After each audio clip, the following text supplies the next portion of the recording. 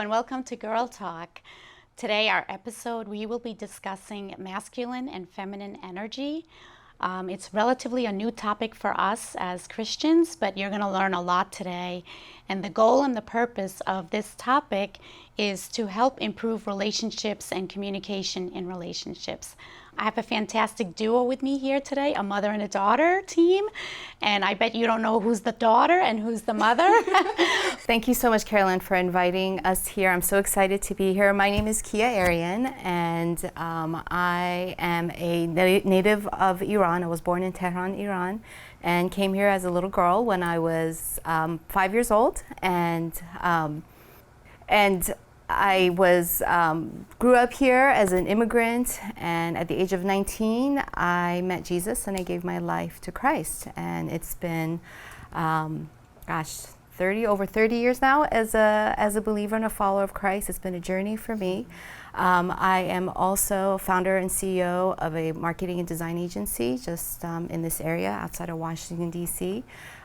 We've been doing that for 20 years. And that's been amazing. And the church that we have grown up in is actually the Iranian Christian Church in Washington, D.C. So my daughter Bahar, who will introduce herself, she was baptized in that church and grew up in her faith in that church.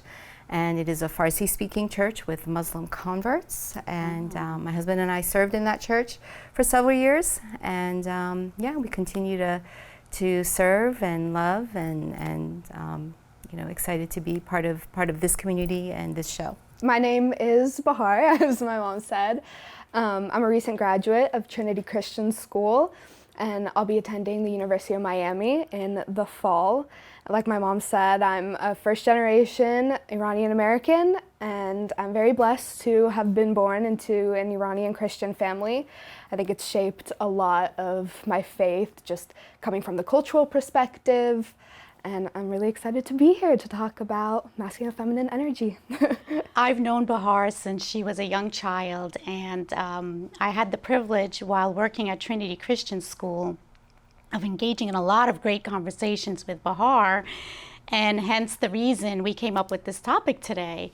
It was just one casual conversation. She was so excited about what she was learning about masculine and feminine energy, and it just so happened, I think, that I also was listening to a podcast, and we got so excited and we're both so loud that the whole office wanted to know what was going on that was so exciting. We want to go ahead and delve into this really interesting topic. So, and this is for anyone who wants to go ahead and just start even defining what masculine and feminine energy means. Let me start with a quick story. So for Bahar's senior year, I invited the seniors to come to a Bible study just for seniors in my home. And we talked about a variety of topics. I wanted to be real topics that they were dealing with. Mm-hmm. And one of the topics I wanted to talk about was masculine and feminine energy. So it was in February, Valentine's month, perfect, right? And so I opened the discussion with, what is your biggest frustration when male-female relationships? And the women, by and far, said, why are men so dumb? Why don't they get it? Why don't they understand? They forget. They don't, they just don't get it.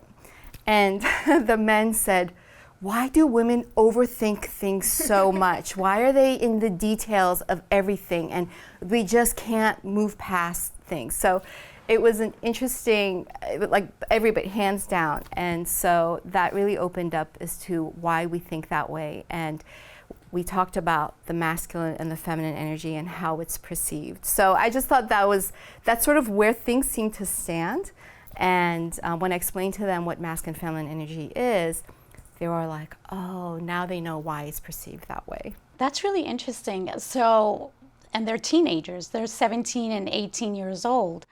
How did, or actually maybe Bahar can answer that because you were there, right? Mm-hmm. How did your mom explain it in a way where your peers understood it? Well, this goes into, so that's how that Valentine's Day we started talking about masculine and feminine energy, because like I said, me and my mom I think we have been talking about this a little more, and it was really interesting to see because obviously, like, frustrations with the opposite sex happen at all different kinds of points in life. Like, you know, being a teenager, I'm dealing with boys my age and dating, and, you know, why are guys like this? Why do they, like, you know, why did I not think of this? And then obviously, like, with my mom, who's been through this, and, you know, I think you're married for like 25 years now, something like that. So we were just experiencing it at different points. And so during that talk, we were just talking about it from like the teenage perspective, I guess. And we talked about how women, we like to think deeply about things. We like emotional is what people call it, sure. And while guys, they're more on the surface, but then I feel like inherently we know this, but it's a question of why. Why were men built to think like this? Why were women meant to think like this? But then why do we also see women as like the, not lesser, but just the, like the Bible shows, the helper or the nurturer versus men being like the leaders. And then that's when we started talking about the energies, the masculine and feminine energies, because I think about that in the Bible, but then I also see my mom, who is this like entrepreneur and being a mother. She's very, very assertive, and that's just skills that it takes. And I take on a lot of those skills that we see men almost embody sometimes in their leadership skills. So we started thinking about how these kind of masculine and feminine energies aren't always in gender roles, but they're an energy that takes place. Right, and that's what I want to, because we're going to have a mini series, because this is such a broad topic. We have 6 episodes discussing this one topic, and we're getting close to wrapping this one up.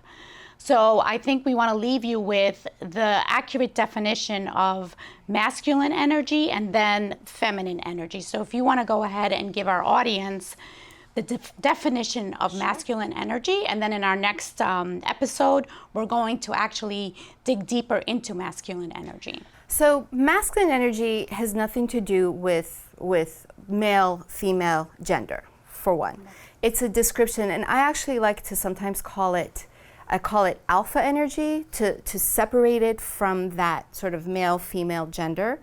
And feminine energy is, I like to call it omega energy. And that again separates it from those like cultural, societal norms of this is what masculine is, this is what feminine is. So masculine energy is the sort of the directional, logical, very focused, very task-oriented. It's light, it's forward thinking, it's physical strength. So that's sort of the masculine it gives. It's very penetrative. It's very giving, directing. Feminine energy or omega energy, it's the lean back and receive. It's the nurturing, the thinking, the receiving. It's mysterious. It's almost like if you think of dark and light, it's the dark. It's the breathe. It's the be still and know that I am God. Whereas the masculine is the subdue and take dominion energy.